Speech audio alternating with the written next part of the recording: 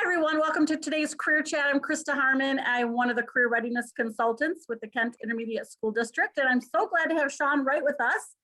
He is the Vice President of Corporate Sales at our Grand Rapids Griffins here in Grand Rapids. Welcome, Sean. Thank you very much for having me. So I would first like to start taking us back to when you're in high school, Sean. Did you think you'd grow up to be a Vice President of Sales at a hockey corporation? Tell us about that. Absolutely not. You know, I think like a lot of high school students and athletes, I was an athlete growing up.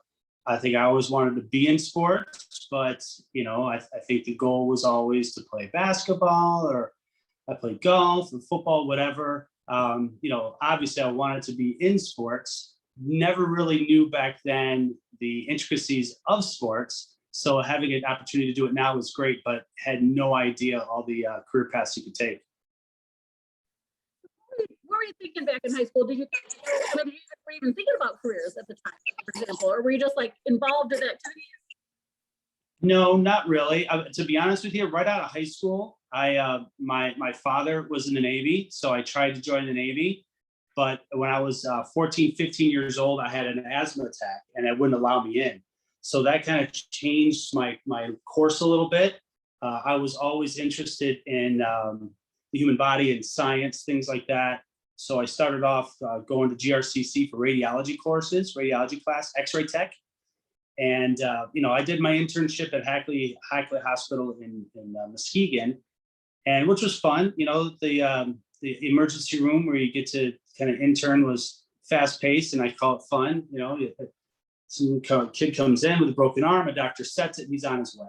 Part of that internship, however, was having to get to know some of the older folks like myself now that are in the hospital, and sometimes they don't leave. And that's not who I am. I really am an emotional person, so that really hit me the wrong way. So I decided to leave and not finish that path. But I've always been a very talkative person, I guess you could say. My father was a career salesman, so he taught me a bunch of stuff about sales. I've always been, and I'm trying to pass on to my kids the opportunity that can provide to you in sales, whether it's, you know, the communication aspect or the leadership aspect. You have to have all those strengths in order to be successful in sales. And fortunately, I had those growing up from my father's influence. So I started off really, to be honest with you, I was looking for odd jobs, trying to find my way. Started off as a waiter in some fine dining restaurants, and whenever I look at resumes and I see somebody who has some wait experience on there, I know that that's the start of a good sales career. From there, I started selling sports radio, you know, like WBBL, which is a sports radio station here. I did work for them for a little bit. You know, again, still trying to find my path. One of my clients back then, this is 2001, this is over 20 years ago. One of my clients back then was the Grand Rapids Griffins. And I got to know the VP at the time, Bob Sack, who's actually a vice president of marketing out of Cornerstone University now, good friend of mine. He offered me a position. He said, hey, we're looking for someone to do some things with the Van Andel Arena and the Griffins. And it took me all of 5 seconds to say, of course I'm interested. Again, my way into sports. I always thought maybe selling sports radio was into it. And it was part of it. I got to go to some high school games and, you know, do some things with sponsors at different events, whether golf events or not. But now I get to work for a professional sports team. I originally started selling permanent advertising marketing here for the Van Andel Arena. Then 5 or 6 years later, opportunity popped up where I got to oversee the Grand Rapids Griffins corporate sales, and that's where I'm at now. And as the young people have been listening through these career chats, is that networking piece is so critical, that it's who you know and connections you make, and to always be doing a good job, because you never know who's watching you and maybe offer you the next opportunity. So I love that you're able to affirm that as well. So help young people understand what a VP of what your job is about. Give us a simple day, for example. If there is one. I think, and I guess I'm assuming that everybody here watches sports, whether it's basketball, football, baseball, whatever it is. My position with the Griffins is I coordinate advertising and marketing for the sponsors that are involved. And quite frankly, if sports teams did not have sponsors like a Meyer or Pepsi or whomever, those sports teams may not exist. The kind of revenue that the sponsorship generates helps bring down ticket costs so fans can come into the game. So from a Griffin standpoint, I also handle the Van Andel Arena. It's all the advertisers that you see. And it's not necessarily just throwing up a sign. I have an opportunity to talk with potential clients and business owners around West Michigan, even the Midwest, and talk about what their goals are.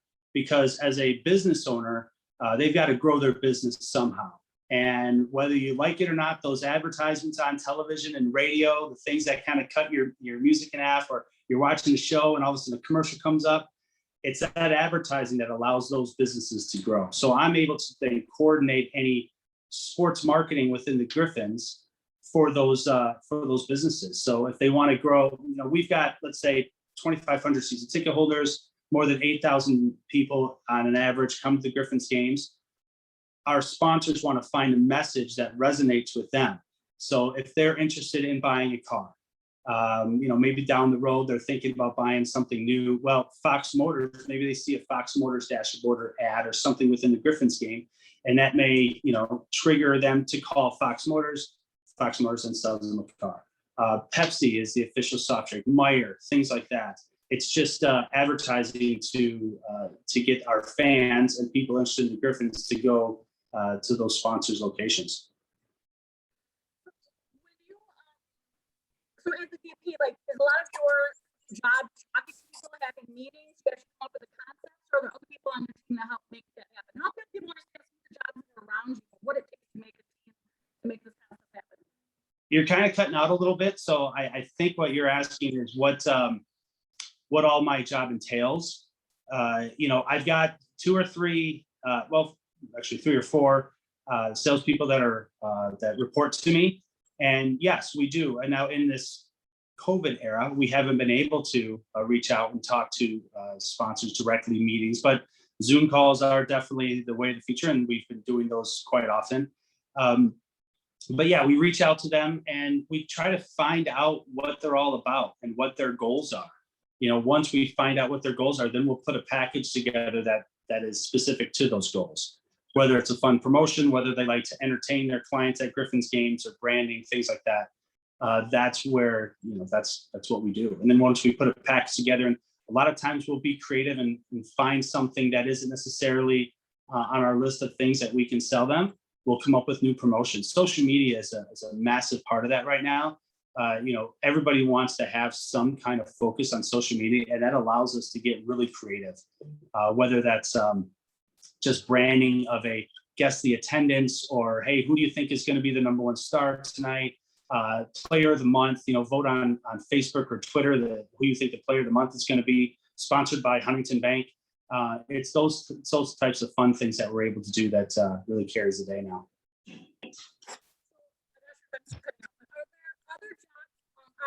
Helping young people understand maybe some of the career ladders to even get into your department and some of the different roles so they can aspire to that. Again, you're cutting out. I'm actually gonna hold on. I'm gonna move to I'm in the arena. My office is in the arena, and a lot of times it's not great service. So I'm gonna move a little bit to the window. Hold on.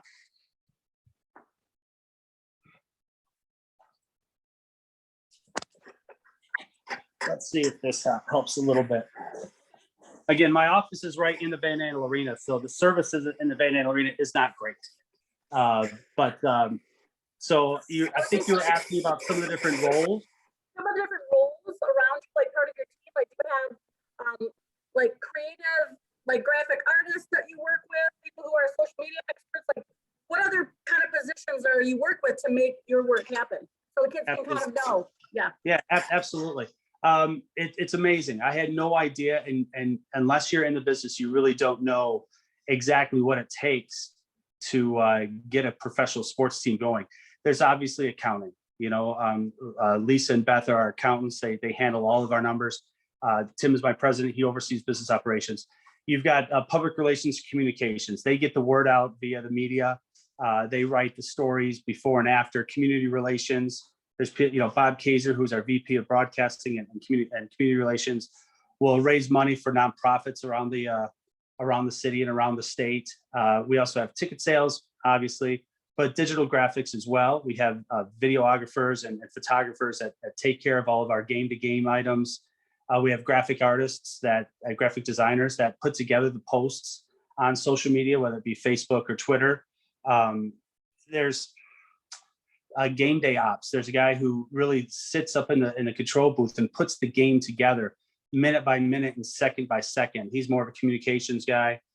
Then there's people in the building by itself that is not necessarily associated with the Griffins, but we would need them, and we do need them on a game-to-game basis.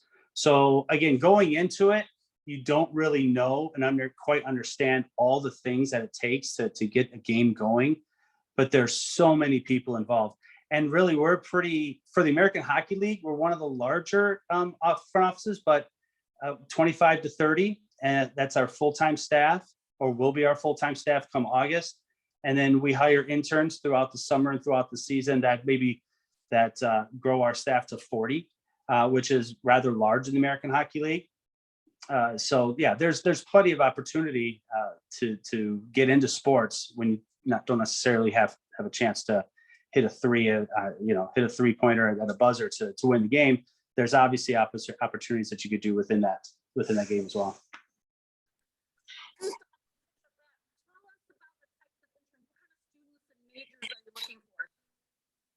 Boy, I so apologize. I cannot hear. Try that again. Yeah, I'm just wondering what type of majors you're looking for in the interns that you hire.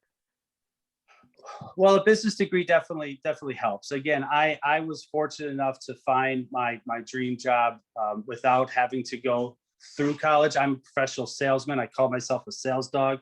That's what I do. I'm pretty fluid when it comes to making pitches and talking to people. I have no problem talking to strangers, things like that. Communications degrees, those are obviously very important. Davenport has a sports marketing degree as well. I do every now and then, maybe 3 or 4 times a year, we'll go talk to that class and tell them a little bit about my journey and how I got there and my journey to the vice president of the Griffins. But really, if you're passionate about this, you'll find a way here.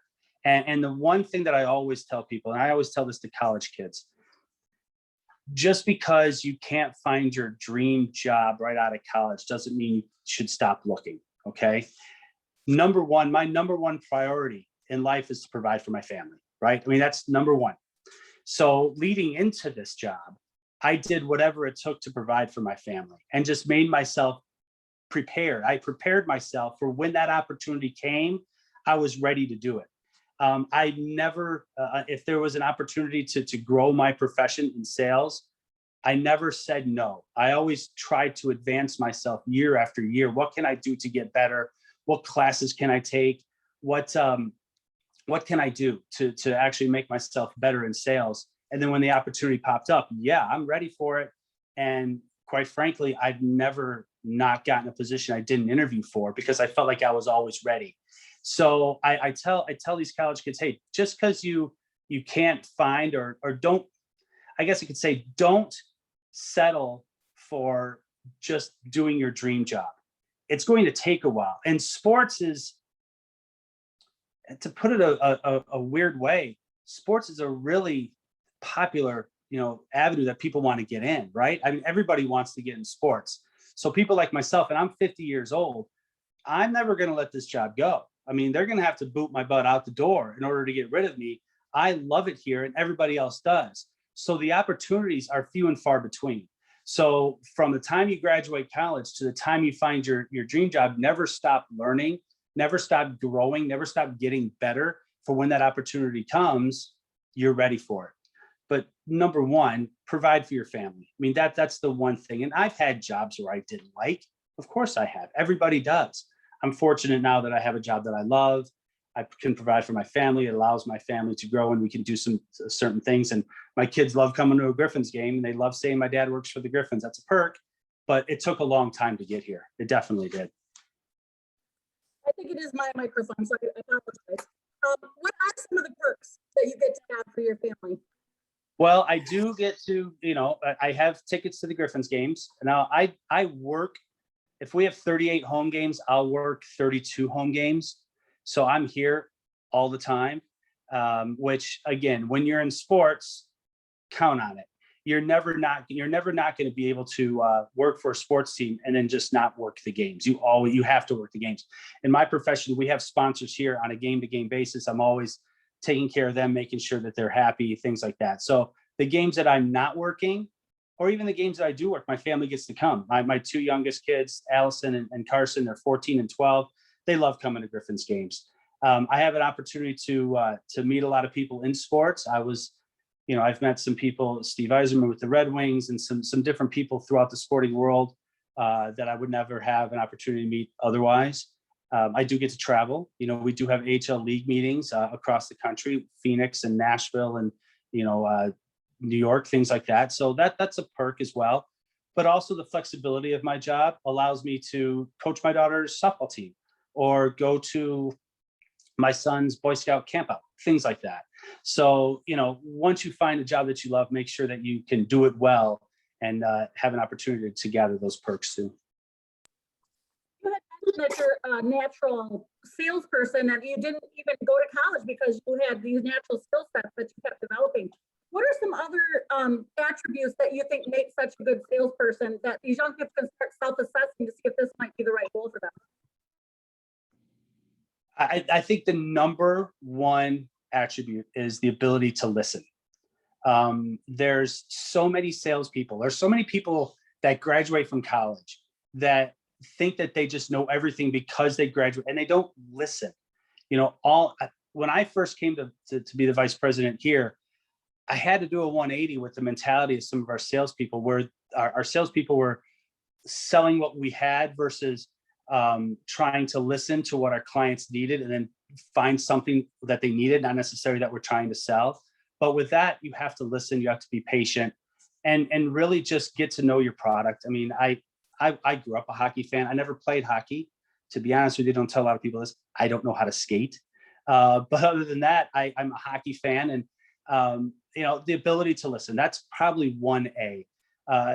This is kind of hard, but a lot of people have a hard time asking people for money, and I can do it in a heartbeat. It's not a big deal to me anymore, but that just comes with practice. That comes with confidence.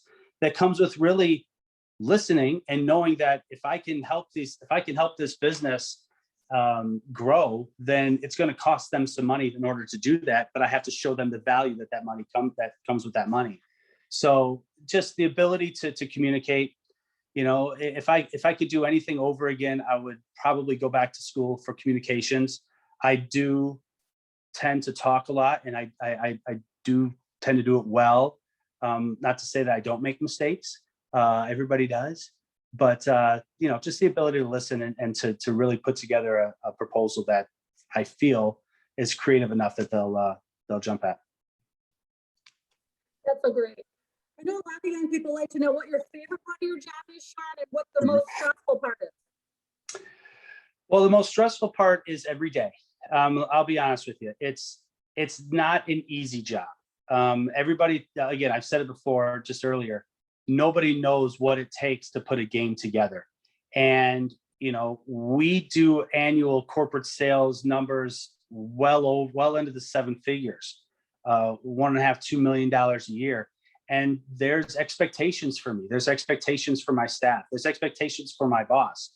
So I always try to remain a little bit on edge because I want to make sure that my staff knows that we need to get stuff done. It's not just a fun job, but we have expectations as well. The fun part for me is game day. When we're able to go on the concourse, watch people come in, sit down at their chair, have a good time, and know that I was a part of that I helped make that happen. That's the fun part. Especially when I get to see my kids do it, but I see my kids every day. When I could see a family of 4 who maybe that family had to save up some money to come to a Griffins game. When you get to actually realize that you had a part in their entertainment and their weekend and their night, that makes it fun. That makes it fun when you do it right. When it's clicking, and things are going well. We've had obviously had an opportunity. We won the championship in 2013. We won the championship in 2017. So being a part of those seasons are very, very special. But just on the day-to-day, the game by game, being here, being a part of it. Like I said before, having my kids be able to say my dad works for the Griffins, that's a big deal for me. That's a big deal. So that's a lot of fun. Yeah, I think that is showing you what your values are. That's important to you. As far as what are some of those myths? Like, what do you think people think about your job that's just not true? And maybe some things that they don't know that you want them to know. The biggest myth is that it's easy. I mean, seriously, the biggest myth is that it's easy. When you come to a game, and I've been to football games, basketball games, baseball, hockey. I've been to all, whatever. Nobody has any idea the detail it takes for this game. It takes all summer to prepare for it, and then when game day comes, I'm nervous. Everybody's nervous. Everybody's got a job to do, and there's so much detail to it that and until you actually see our game day doc that lists things out by the second or by the minute or by the period, and know that everybody's got responsibilities for those things, you have no idea just how difficult it is sometimes. Now, granted, there are times when I get to take a breath and maybe I'm working a game and I get to watch 5 or 10 minutes of the game. That's always fun. But I also have to go take care of a client or go find somebody who's ready for on ice contest or a Zamboni rider or whatever it is. It's busy. It's busy. That's the biggest myth. And the American Hockey League is not the National Hockey League. I think a lot of people tend to think that everybody makes a ton of money, and that's not the case. Even in the big sports, the Lions and the Pistons and the Tigers and the Red Wings and the Chicago Bulls or whatever it is, we're not the players. So, but we help put the game together. We're not, believe me, we do well enough to provide for our family. That's really what our goal is. But not everybody in sports is, killing it, I guess you could say. Yeah, that's a good point. That's a good one to put out there. So the students have to learn soft skills while they're in school: teamwork, communication, critical thinking.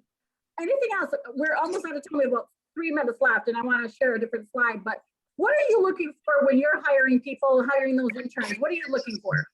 No, well, interns is one thing, but when I'm hiring staff, I always tell this to college people as well. The top of your resume will get you the interview where you graduated. The bottom of your resume will get you your job, and that's your experience. I'm always looking for stories. Again, my interview process, my interview technique is a little different. I just want to have a conversation. I don't want to go line by line through a resume. So what I'm looking for is, tell me some stories of successes. Tell me some stories where you've actually been defeated or said no, or you've goofed up, and what did you do to make up for that? So, experience is the key. Experience. I want to see 3, 4, 5 years, even more, of sales experience in difficult genres. Like, boy, if I see someone who was a waiter or a waitress, if I saw someone who was selling telecommunications or copiers or home improvements where they have to sweat a paycheck, they have to grind it to provide for their family, and then I get to hear the stories and how they've grown, that's a 1A candidate for me. That's because that's me. I mean, that's me. I sold home improvements before I got married. I grinded out paychecks. I was a waiter for a while. I consider myself a sales dog, so I want to find those sales dogs out there as well. People that understand the ability and what it takes to actually succeed in sales. Know that it's a roller coaster. You've got peaks and valleys, and the valleys sure as heck are a lot deeper than the peaks are. So I want to hear those stories. I want to hear people and how they changed it around, how they took a no to a yes, or things like that. Some of the things I think you hit on a big one, kind of like you said, soft skills. Communication's a big deal. And not just with regards to talking to clients or talking to prospective clients, but within the office too. I mean, you're a teacher, you're a professor, you get that. having a conversation with the principal, with teachers and parapros or whomever it is, so that you guys are on the same page is key to a successful office. Finding out the ability and knowing that you can actually communicate not just with prospective clients, but with your staff as well is key to success. It really, really is. Great. And I'm going to share a slide. I'd like you to think about a final word of wisdom as I come back to you. I just want to share a quick slide of something that might help these young people as they go through the summer. I just put into Google, you guys, business, careers, sports. And these are some of the titles. So if you think you might like, if you like sports, you think you might want to work in the arena, these are just some ideas to get you started. So use Google as a tool, even to start digging in to see some of the results. So I just want to point that out. And Sean, I forgot to confirm, how do you feel about them having your email to follow up with any questions? Absolutely. That's not a problem at all. Okay. So there it is, you guys. So swright@griffinshockey.com. And then I'm going to stop sharing here just 1 second here. And then Sean, I'd love you to give a final word of wisdom to these young people who are taking their own time to keep learning. I love this about this group. They're taking the initiative. What else would you like to finish out our time? Well, again, what's key is just I can't tell you the number of hours. I'm going to turn my phone here. I can't tell you the number of hours, and this may sound corny, of practice that I did with myself in the mirror. Just continue to practice, continue to practice, continue to practice. I know you do. I know you take courses. I know you get up to date on technology, things like that. I as well, as much technology as we can gain, we want to continue to practice. But if you're looking for a career in sports, don't get discouraged if it doesn't happen right away.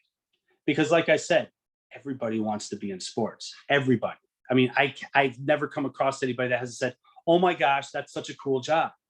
You're right, it is. I'm fortunate, I'm lucky, I'm blessed. But it took 15 years to get here. 15 years. Now, yeah, like I said, had I gone to college and got my communications degree in business, whatever, maybe, but right place at the right time. And I was able to actually sell myself. And that's what I had to do, is I had to sell myself that I was going to be successful.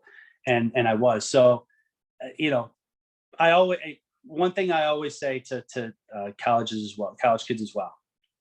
And I know I can't see anybody's hands, but I guess I can ask, who here, of the class, the students, who wants to make over $100,000 a year? Well, when I ask that count, everybody's like, well, yeah. And I tell them, well, guess what? Sales is where the money's at. Because if you look around the room that you're in right now, look around, just the room that you're in, look around. Everything around you in that room has been sold by somebody. Sold. Somebody bought that. And if you're in the right job, you get a commission from that. So a lot of times sales is where the money's at, because you have the ability to make as much as you want. You really do. If you could find the career, if you could find the genre of sales that you love, then it's not even a job. Then it's just so much fun. It just is. I know it's a cliche, but find something that you love and it's not a job. It's 100% accurate. That's golden right there. That's gold. I really appreciate you, Sean. I had the bad speaker on my end, but I really appreciate you. I know I took a lot from your talk, and the young people are putting thank you in the chat already. It means a lot that you shared your time today, and we hopefully inspired someone to look at sales. I'm going to share this recording with my son. I think sales would be such a great area for him. He's such a relational person. Well, if they have leadership skills, and they can't stop talking, like my son and my daughters, then they're going to be great in sales. Either a lawyer or a salesperson. That's what I tell them. My gosh, you're going to be in sales or a lawyer. You can't stop talking. Yes, that is him. So that's well, thank you so much. I hope you have a very good holiday weekend too. Thank you. I appreciate it. Thank you, Sean. Thanks, everybody. Hey, make sure you email me with any questions you have. That's such a great offer. Thank you, Sean. No problem. You guys have a great weekend.